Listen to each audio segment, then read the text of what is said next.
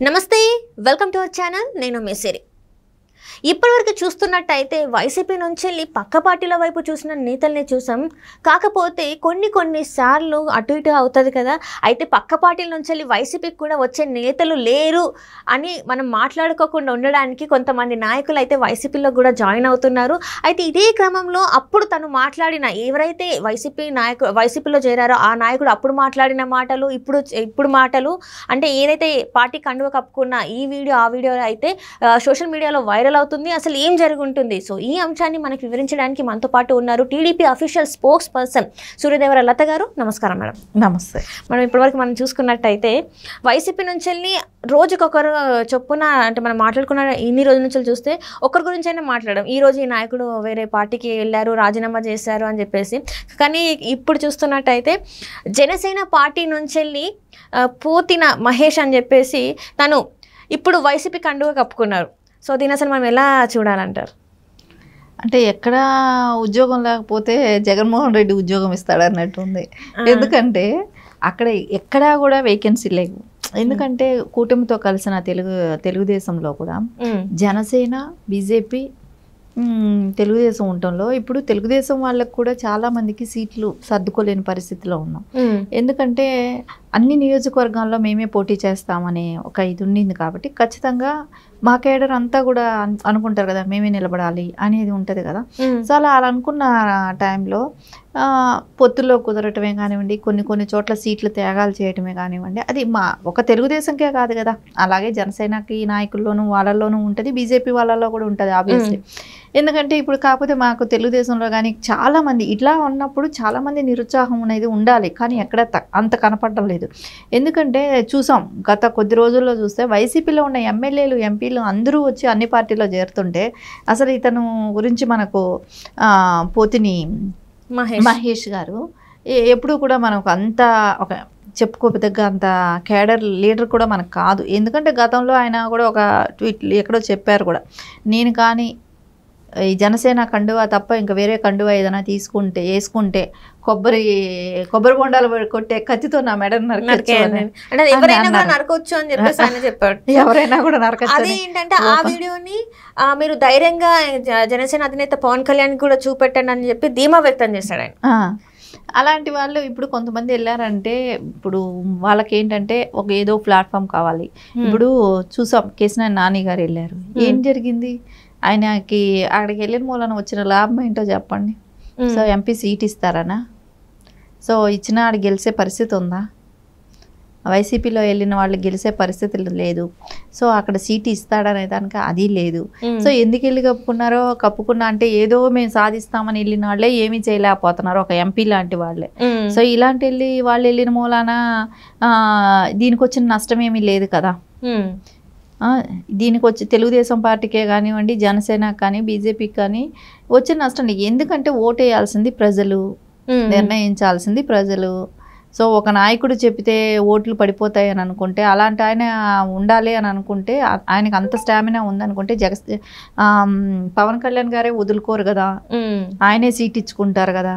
So ఇలాంటి వాళ్ళు వెళ్ళినప్పుడు పెద్ద పట్టించుకోవాల్సిన అవసరము లేదు. వాళ్ళ అవసరాల కోసం వాళ్ళ స్వార్థ రాజకీయాల కోసం కొంతమంది షిఫ్ట్ అవుతారు. సో జగన్మోహన్ రెడ్డికి పాపం ఆయన ఎక్కడైతే పర్యటిస్తున్నారో అక్కడ నుంచి అందరూ వెళ్ళిపోవటం మొదలు పెట్టారు. ఈయన ఒక్కడేదో వచ్చి కండువా కప్పుకున్నాడు. ఒకరోజు ఒక నిమిషం ఒక ఆనందం, అంతకు మించి ఆయనకు వచ్చిన లాభం అయితే ఏమీ ఉండదు. అంటే ఇక్కడ చూస్తున్నట్టయితే గతంలో ఏదైతే ఈయన వ్యాఖ్యలు చేశాడో నన్ను ఎవరైనా నడి రోడ్డు మీద ఇట్లా కొబ్బరి బొండం కత్తితో నేను అరికేయండి అని చెప్పేసి అండ్ ఈరోజు ఈ వైసీపీ పార్టీ కండుగా కప్పుకున్న ఈ వీడియో రెండు సోషల్ మీడియాలో ఎంత వైరల్ అవుతున్నాయంటే చాలా ట్రోలింగ్ గురవుతున్నారు. అప్పుడు అలా మాట్లాడి ఇప్పుడు ఇలా మాట్లాడుతున్నావు అంటే ఏమన్నా మరి తాయిలాలు అందినాయా? అందడం వల్ల ఇలాంటివి ఏమన్నా జరుగుతున్నాయి అంటారా? ఖచ్చితంగా. ఎందుకంటే వైసీపీ దగ్గర విపరీతమైన డబ్బు ఉంది. ఎందుకంటే ఎప్పుడైనా కూడా వాళ్ళు మొన్నటి వరకు వాళ్ళు స్కీములు ప్రవేశపెట్టిన దానికి అప్పులు చేయటమే కానివ్వండి అప్పుల తాలూకా డబ్బులు అంతా వీళ్ళు నొక్కటం సరిపోయింది, వీళ్ళు దాచుకోవటం సరిపోయింది. కాబట్టి ఇప్పుడు ఎలక్షన్లు అప్పుడంతా ఇది ఖర్చు పెట్టాలి కాబట్టి ఇవన్నీ కూడా అవతల వాళ్ళని ఆకర్షించడానికి మనీ పరంగా ఆకర్షించటమే జరుగుతుంది.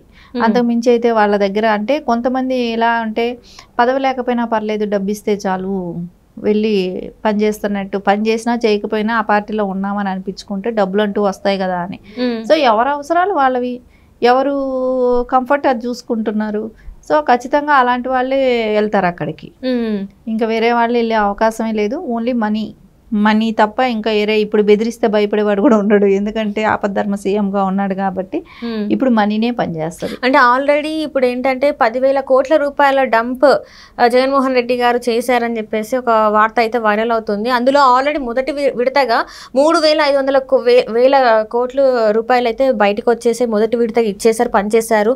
అంటే కార్యకర్తకైతే ఇంత, ఎమ్మెల్యేకి అయితే ఇంత, ఒక మెయిన్ లీడర్కి అయితే ఇంత అని చెప్పేసి వాళ్ళు ఆల్రెడీ పనిచేసుకున్నారు అని చెప్పేసి అంటున్నారు. అందులో అంటే ఈ ఏదైతే పంచడం జరిగిందో ఈయన కూడా ఎంతో కొంత ముట్టడం వల్లనే ఈ పార్టీకి జంప్ అయ్యారంటారా మరి? ఎందుకంటే ఇప్పుడు కూటమితో ఉన్నా కూడా బలహీనంగా ఉన్న ఈ పార్టీ సైడ్ మొగ్గు చూపారంటే ఇది కొంచెం ఆలోచించాల్సిన విషయం అంటారా? అంటే ఇప్పుడు ఎవరైనా ఒక నాయకుడు వాళ్ళకి కావాలి. ఎందుకంటే ఒకరోజు కండువా కప్పించుకుంటే ఒక అయ్యో వైసీపీలో వచ్చి జాయిన్ అయ్యాడు అనేది ఒక పబ్లిసిటీ స్టంట్. సో అలాంటి టైంలో ఖచ్చితంగా కొనటానికి అవకాశం ఉంది. అంతెందుకు ప్రతి లిక్కర్ షాప్లో కూడా 10 లక్షల రూపాయలు వైసీపీ డబ్బులు ఇచ్చి పెట్టేసి వచ్చిన వాళ్ళకంతా మందు ఫ్రీగా తాగించడానికి ఇచ్చేసిందని అంటే సరే, ఇంకా ఒక్క లిక్కర్ షాప్లోనే అలా ఇచ్చినప్పుడు, ఒక్కొక్క లిక్కర్ షాప్లో 10 లక్షలు ఇచ్చినప్పుడు ఇంకా మొత్తానికి ప్రజల్లో కొనటానికి ఇంకే రకంగా డబ్బులు పంపిణీ జరుగుతుంది. ఎన్ని వేల కోట్లు ఖర్చు పెట్టడానికి ప్రిపేర్ అయి ఉన్నాడు. సో కొన్ని ఇప్పుడు పవన్ కళ్యాణ్ గారి పిఠాపురమే తీసుకోండి, మంగళగిరి కానీ తీసుకోండి, ఇలాంటి చోటంతా కూడా 500 కోట్లు ఒక్క నియోజకవర్గానికి ఖర్చు పెట్టడానికి వాళ్ళు ప్రిపేర్ అయి ఉన్నారనేది తెలుస్తుంది. ఓటికి 30,000 అయినా కూడా తక్కువ కాకుండా కొనటానికి కూడా ప్రిపేర్ అయి ఉన్నారనేది తెలుస్తుంది. డబ్బులు అనేది ఎక్కడికక్కడికి వాళ్ళు తరలించడం కూడా జరిగిపోయింది. సో ఇవన్నీ మనం చూస్తున్నాం. ఇప్పుడు ఎవరినో ఒకరిని జాయిన్ చేసుకోవాలి. ఒకరోజు న్యూస్కి ఇప్పుడు ఏంటంటే ఒకరు జాయిన్ అయ్యాడని ఇంకొకటి వచ్చి ఎక్కడైనా జాయిన్ అవ్వకపోతాడా? సో ఒక స్టంట్ అనమాట, పబ్లిసిటీ స్టంట్ ఎలా చేసుకోవాలో. ఇప్పుడు అట్లాగా ఒకళ్ళు వచ్చి కండువా కప్పుకున్నారు, ఇంకొకళ్ళు కూడా ఆటోమేటిక్గా మళ్ళీ వస్తారు. అమ్మో ఇదేదో గెలిచిపోతుందేమో, ఈ పార్టీ ఏదైనా వస్తుందేమో, అందుకని వాళ్ళు వెళ్ళి జాయిన్ అయ్యారు, మనం కూడా వెళ్దాము అన్నట్టు ఒకళ్ళిద్దరిని కొంటారు, కండువా కప్పుతారు. సో వాళ్ళకి అంటే అక్కడ ఒక తక్కువ స్థాయి నాయకుడిగా ఉన్న వ్యక్తిని తీసుకొచ్చుకొని ఇక్కడ పెద్ద హైలైట్ చేస్తూ మీడియాల్లో ఇట్లా పేరు వస్తూ ఉంటే వాళ్ళకి ఏమనిపిస్తుంది? సో ఖచ్చితంగా మనీ వస్తుంది, ఏదో కొంచెం పబ్లిసిటీ వస్తుంది అనుకుంటారు కదా. ఖచ్చితంగా అదే జరుగుతుంది ఇప్పుడు. అంటే ఇక్కడ చూస్తున్నట్టయితే పవన్ కళ్యాణ్ గారు రాష్ట్ర మేలు కోసం త్యాగం చేశారు, సీట్లు త్యాగం చేశారు. సో అలాంటి పార్టీలో ఉన్న ఒక వ్యక్తి సడన్గా ఇటు సైడ్ మొగ్గు చూపడం అంటే ఎలా తీసుకోవాలి అసలు? ఎందుకంటే ప్రజలు మొత్తం మార్పు కావాలి అని కోరుకుంటున్న సమయంలో అసలు జవసత్వాలు కోల్పోయిన ఈ పార్టీ అంటే మొత్తం అందరూ బయటకు వెళ్తున్న ఈ తరుణంలో వీళ్ళు రావడం అనేది అంటే నిజంగా మీరు చెప్పినట్టు కొత్త వాళ్ళని ఆకర్షించడానికి అంటారా మరి? ఖచ్చితంగా కొత్త వాళ్ళని ఆకర్షించడమే. సో ఇవ్వటం కూడా స్టార్టింగ్ వచ్చి జాయిన్ అయ్యే వాళ్ళకి పెద్ద అమౌంటే ఆఫర్ చూపిస్తారు కదా. సో ఫస్ట్లో ఎవరైనా ఒక 2-3 జాయిన్ చేసుకోవాలన్నప్పుడు పెద్ద ఆఫరే చూపిస్తారు. సో ఇంకా కూడా సీట్లు అనేది ఇంకా మనం రేపొద్దున కొంచెం చేంజెస్ కూడా ఉంటాయి కదా కొన్ని చోట్ల. కానీ ఎక్కడా కూడా అంత కూటమిలతో కలిసినాక చాలా మంది నిరుత్సాహం అనేది ఉండాలి, కానీ అది ఎక్కడా కూడా అంత కనపడలేదు. ఎందుకంటే వాసించిన వాళ్ళకి చాలా మందికి సీట్లు రాకపోతాయి. కానీ ఒక లక్ష్యంతో పనిచేస్తున్నారు తెలుగుదేశం కానీ, జనసేన కానీ, బీజేపీ కానీ. వాళ్ళ ఉద్దేశం ఏంటి? ఒకటి, జగన్మోహన్ రెడ్డి అరాచకాలు కట్టడి చేయాలంటే జగన్మోహన్ రెడ్డి సీఎంగా ఉండకూడదు, వైఎస్ఆర్సీపీ పార్టీ అధికారంలో ఉండకూడదు అనేది ఖచ్చితంగా నాయకులు, కార్యకర్తలే కానివ్వండి, ఒక ఫాలోవర్సే కానివ్వండి, అందరికీ ఖచ్చితంగా ఒక నిర్ణయం అంటూ తీసుకున్నారు. కాబట్టి మనకు సీటు వచ్చినా రాకపోయినా మనం పార్టీకి నిబద్ధతగా పనిచేద్దాం అనే ఒక దీనిలోనే వెళ్తున్నారు. అంటే మొత్తానికైతే కొబ్బరి బొండం కత్తి వెళ్ళి కోడి కత్తితో కలిసిందని అనుకోవాలంటారు. అంతే, కొబ్బరి బొండం కత్తి కోడి కత్తి 2 కలిసాయి. Right madam. Thank you so much madam. Thank you.